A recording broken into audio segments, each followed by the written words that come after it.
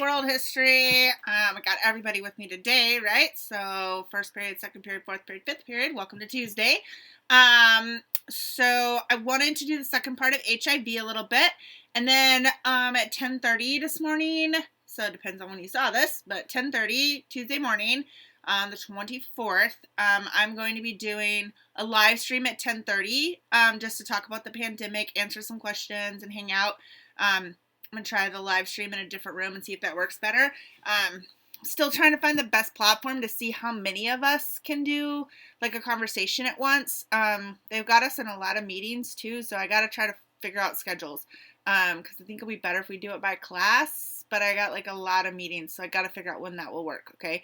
Because I'm like often filming these like at night or early in the morning. I'm getting up to film. So, anyway, I wanted to do like the second part of HIV tonight for you. So anyway, these are the updates. So it's technically Monday night. So not trying to trick you or something, but it's Monday night. So keep in mind, like, things could change drastically by tomorrow morning, right? So anyway, all right. So I wanted to give you some updates, though. I made this chart today, and let me just bring this a little bit closer.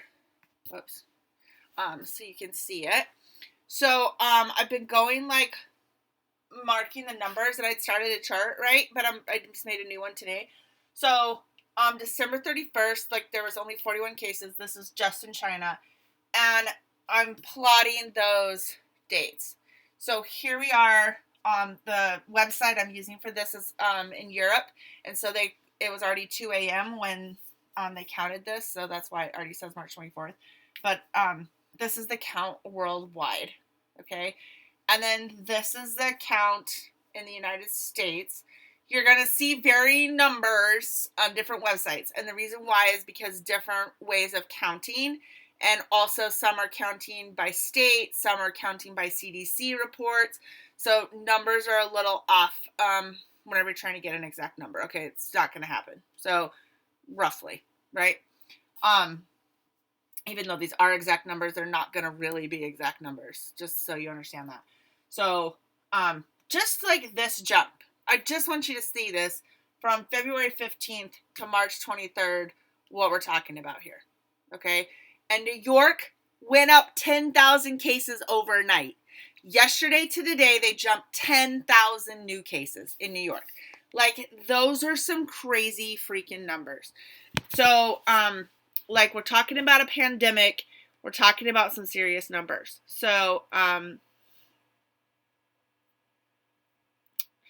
is not going to be easy to talk about this as it goes on. So, I'm really aware that this chart may end up being a really not cool thing. Because it really hasn't hit us yet.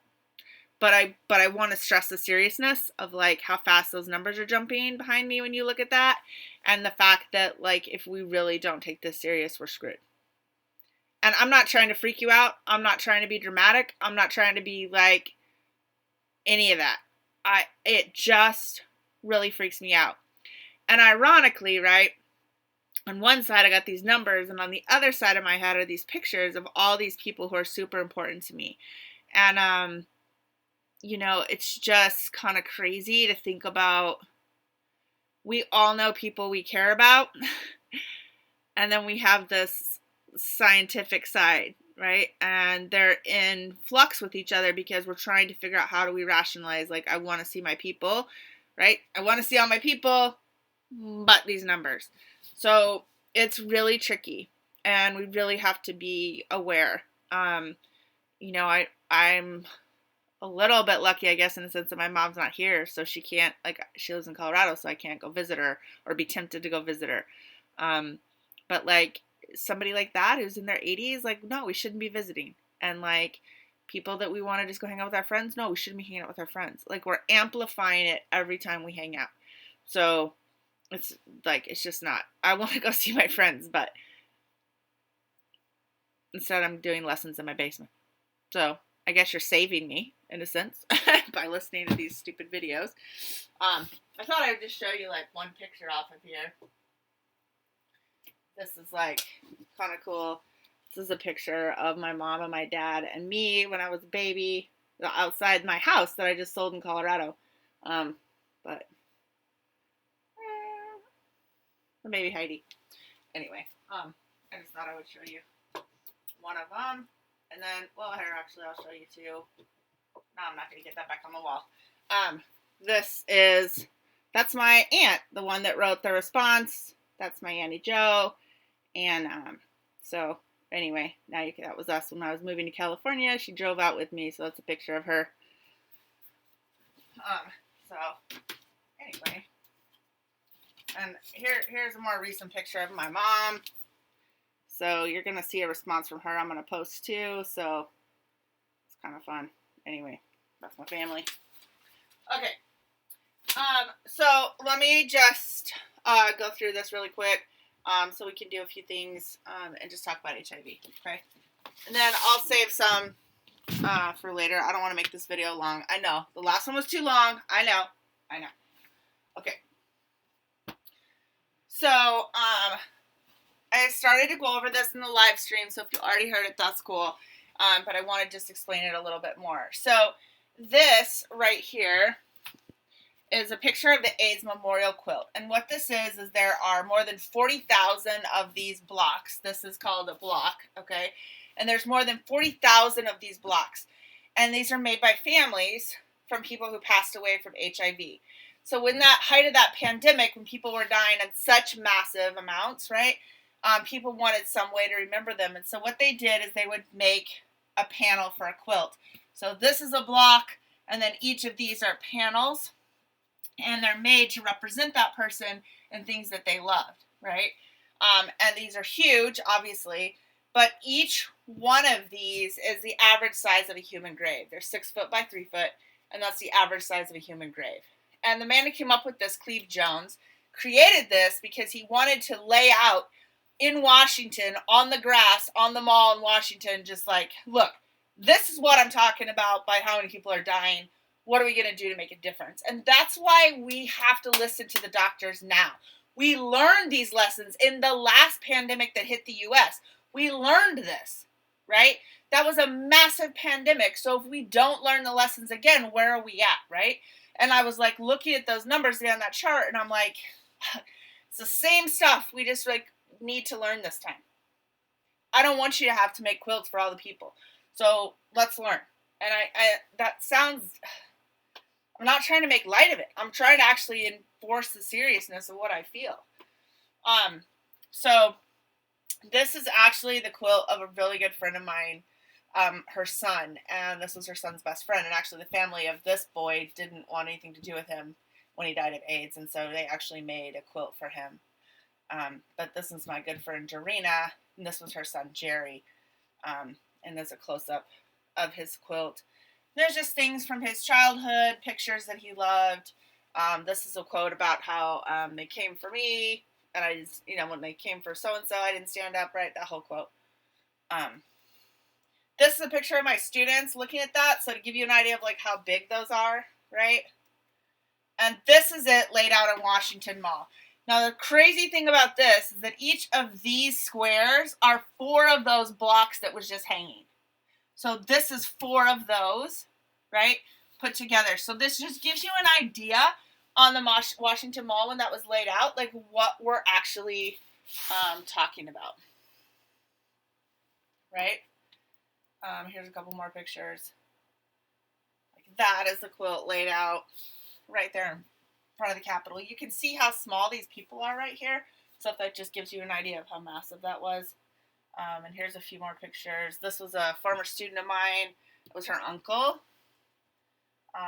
This was a good friend of mine, her son, who passed away. Also met the mom of this person.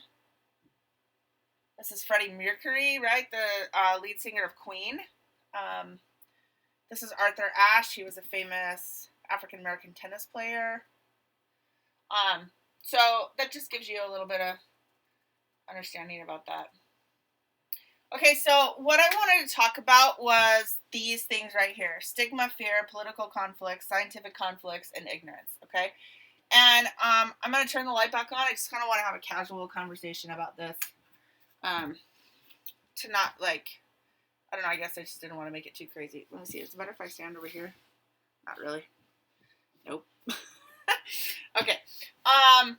So each of these things really plays like a critical role in how we dealt with this pandemic. And so the reason why I want to address them is because I really want you to understand why it was important. Okay. So let's start with stigma. And this is important because I think we have to really think about right now what's happening. I see the same lessons repeating a little bit because the stigma was so intense because they focused on the first people it was reported in. So the very first cases, like when we're looking at this chart, right, and it's like the first 41 cases were in China, people in the beginning of HIV, the first 5 cases in the United States, and I want to keep in mind, other places they were saying we see it in everybody. But in the United States, the first 5 cases were actually in 5 gay men. And because of that, people didn't really start to look at other people. Okay? And that was a mistake we made. So when you hear doctors going, don't call it the China virus, don't do that. Like, we shouldn't, because we should have already learned that lesson. What it does is it makes you think, if you go, oh, well, the Chinese have it, then it's a way of going, hell, I'm not going to get it. But that's stupid. Because when we use that stigma, that fear, that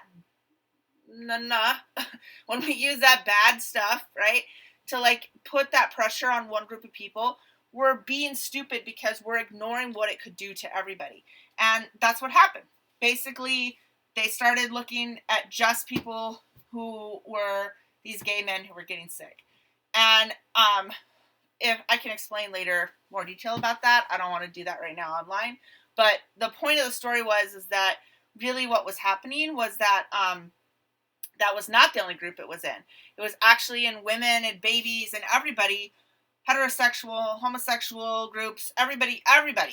And what the problem was is that when people really only focused on one group, they missed out on listening to scientists.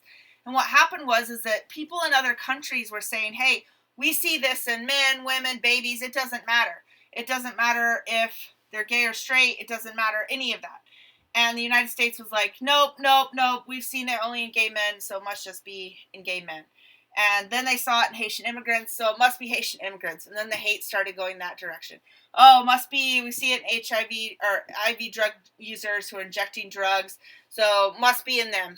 And the focus did not go where it needed to go, which was science.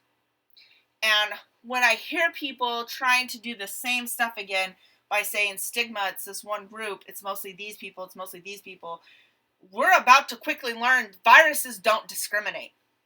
And I need you to hear that. A virus does not discriminate. It doesn't care who you are. It doesn't care your background. It doesn't care your sexual orientation. It doesn't care about anything. Viruses don't discriminate. And they're human. So they're going to get whoever. Okay? But when we have stigma, that becomes a really big problem. And the media blamed it on these behaviors as a way to excuse it and to not have to deal with it. Well, you deserved it. It was a sexually transmitted disease. So if you got it, you deserved it. And that was like a way of going, ha ha ha, we don't have to deal with it. And I think some people could say that now. Well, you didn't stay inside. Well, you didn't wash your hands. Well, you didn't do this. Let me tell you what, in a pandemic, viruses are just going to be aggressive. And we should try to change our behavior, but that doesn't mean that if somebody gets it, we should then be mean.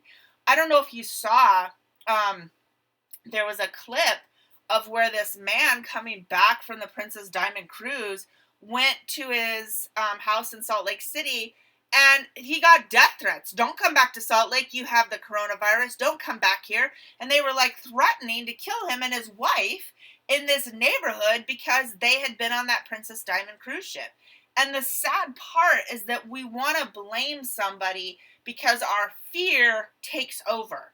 So when our fear takes over, the stigma comes out because the fear almost hijacks our brain, and we have to find a solution because we can't control it. So because we have no control over the fear, we have no control over the virus, we have to control something, so we find stigma and pinpoint it on someone. Okay? But I want to make it clear that stigma is nonsense. And as soon as we do that, we can't act. Okay? So, basically, that sums up that. All right, then fear. Early on, people did not know how you could contract HIV. It took them a little while to figure it out. So people used to say you could get it from a swimming pool, from a toilet seat, from a doorknob. And I remember when I was in high school, there were all these posters trying to encourage you to, like, it was okay to touch somebody that had HIV. Like, you can't get it from a swimming pool or a toilet seat or a doorknob. And, like, we had to be taught that because, for real, people were actually saying that. I mean, even when I was first married, we bought a hot tub, and my husband was like, well, you can't have your friends with HIV in it. And there's no way you would catch it from a hot tub or a swimming pool. But because he had grown up in the 80s when the fear was really real, people didn't know. It's kind of like right now. Can I get it from a cardboard box that gets delivered from Amazon? Can I get it from this? Can I get it from a restaurant? Can I get it from a washing machine?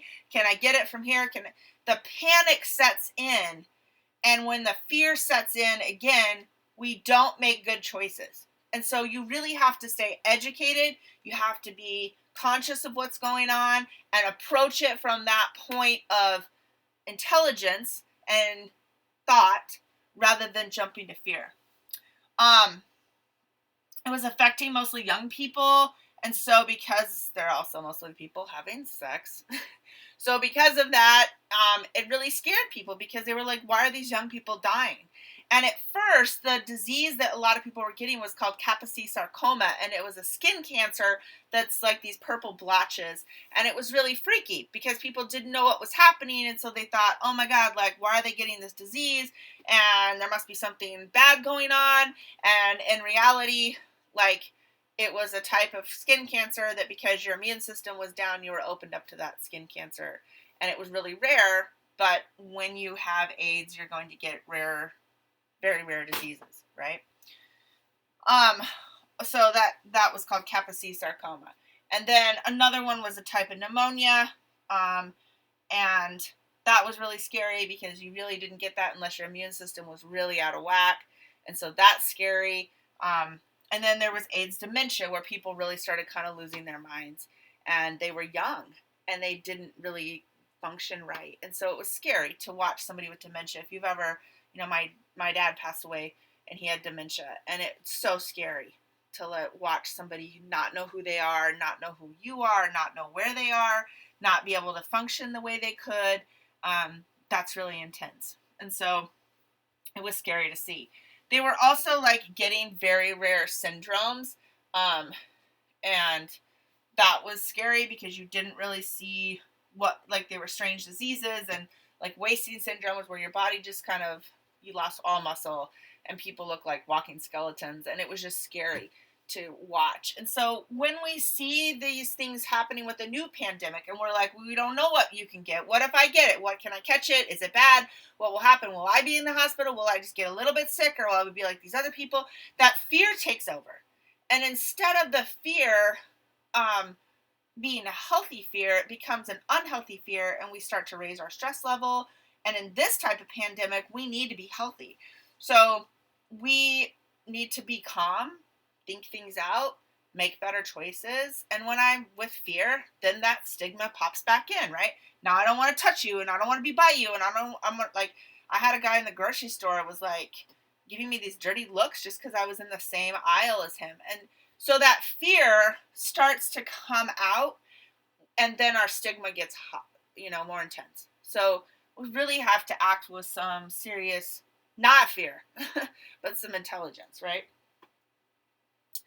Okay, and then there were political conflicts. So a lot of the political figures did not want to address the problem, partly because people started calling it a gay disease, which was horrible because it was in everybody. It was not just in the gay community, but it got stuck there as a stigma, and then that made it worse. They didn't want to put funding for that. They didn't want to allow, there was a lot of confusion around whether you could get it from donations of blood, which they found out you could. So then there was all this hate about the people who'd been giving blood. There was a ban on HIV positive people from traveling.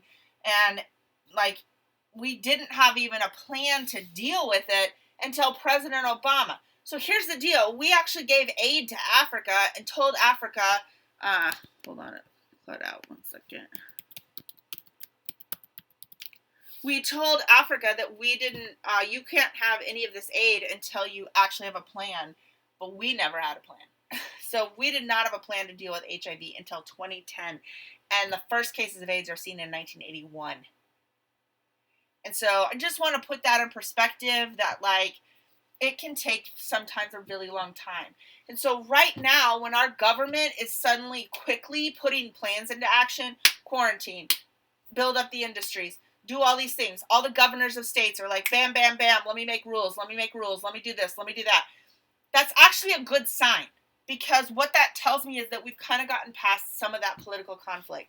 Now, of course, they're still sitting there in Congress arguing over who should have to pay for what. Should we bail out everybody? Should we help out just the poor people? Should we help out the restaurants? Should we help out big banks? Like, who should we help out? And they're trying to figure that out in that $2 trillion stimulus package that the government's trying to figure out how they can help everybody.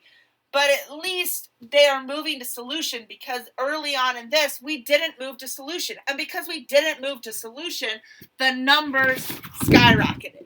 And the numbers are already skyrocketing. So we have to make sure politically we're doing the right thing, and that we, as citizens, hold our leaders accountable. No, I need you to do something. No, I need you to not reopen schools. I need you to keep schools closed as long as you can so we can get healthy. All right, so that, it all adds up. Okay.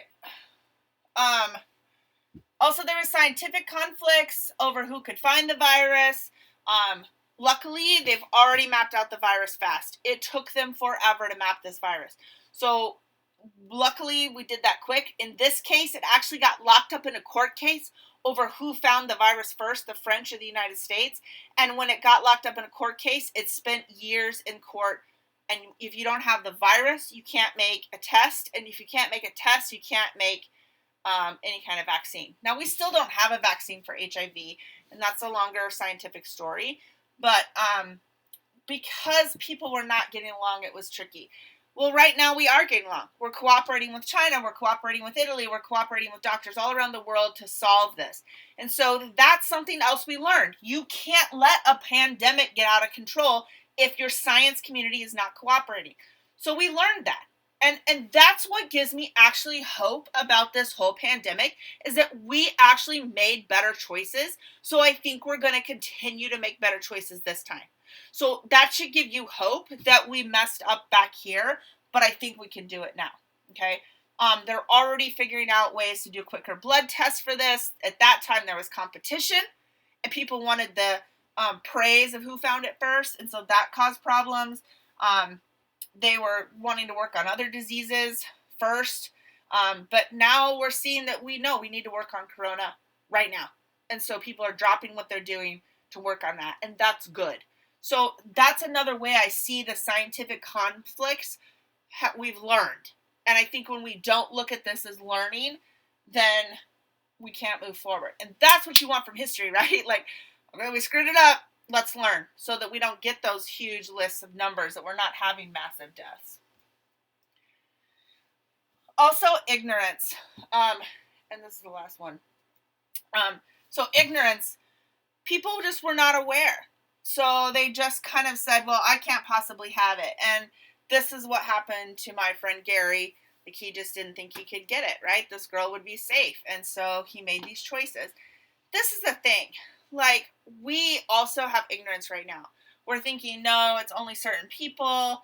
You're not putting it on one group necessarily, but like your generation's going, it's the older people, I can't get it. So we can go out and party. We can go to the beach. We can go hang out because we're not going to get it. Only the old people are dying. Well, that you can still catch it, right? Nobody needs it. Nobody wants to be sick.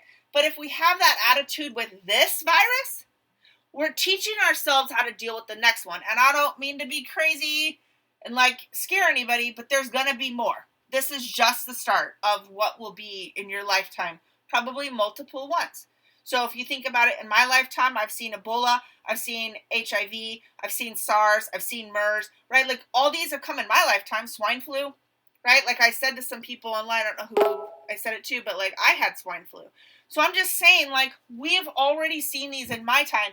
You will see more because it will be amplified because of global warming, okay? So I just need you to understand that, like, we have, just like back then, people needed to be aware of the risk behaviors. They needed to know that, like, it can happen with one person. You don't have to sleep with 100 people. My friend Gary slept with 2 people. Like, it, just the point is that you think that, like, you're not going to get it, but that's why we all have to stay home. Is you have to assume I could get it. And if you assume I can get it, then you're going to make different choices than you might make otherwise, right? So I just, let me cover this up. Hold on.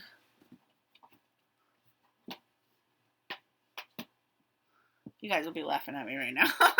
My little setup here. But I just want you to know that, like, all of this has happened. We didn't make the best choices. But those mistakes that we made, and hopefully you can go back and stop it and get some notes off of those choices that we made that were wrong. We could make better choices this time. And that's what encourages me, is that I do feel like we have learned a lot of lessons from HIV, and we can continue to learn more. And it's not gone. So learning the lessons is critical, because HIV is one of those things that's not gone.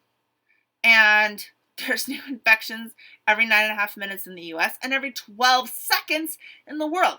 So I'm not talking about something that disappeared. And so whatever pandemic comes, whether it's Corona or it's the one after that or the one after that, it doesn't matter. And I'm not trying to be negative, but there's going to be more. But hopefully we get smarter and smarter. This one's going to make us change our healthcare. It's going to go, okay, we got to upgrade. We got to have more supplies. We got to have more hospitals. My boyfriend and I were talking about how what we really need is more, we need some of that manufacturing here. Like, when China got hit, they couldn't manufacture everything for us for a bit. So, like, if all our manufacturing is in some other country, that puts us in a deficit. So we have to rethink that, right? We have to rethink, how much equipment do we have? How do we staff hospitals better? How do we get everybody paid health care? Like, those are all questions that we're going to have to think about. And this virus will make us think about that. The next one will make us think about different things. So that one, HIV really made us think about stigma and fear and ignorance and political conflicts and scientific conflicts. And now hopefully we've learned, because these numbers freak me out. And the science side of me, which I actually have a pretty big science side, it wants to track that and look at that. But the history side of me is a little freaked out, to be honest, right? So we just need to be safe and cautious and smart and really take this thing seriously. Just get some facts down about this video today, please. And then we're going to move on to some other global issues later in the week. Make sure you've got your chart finished. I posted a little thing because people were doing the chart wrong. So please look at what I posted about how to do the chart right. And I attached a Google Doc so that people knew what I was looking for, because you guys were making it kind of complicated. So don't make it too complicated. And make sure you check in with your L2L teacher today. And I will see everybody at 10:30 for a little live stream and discussion.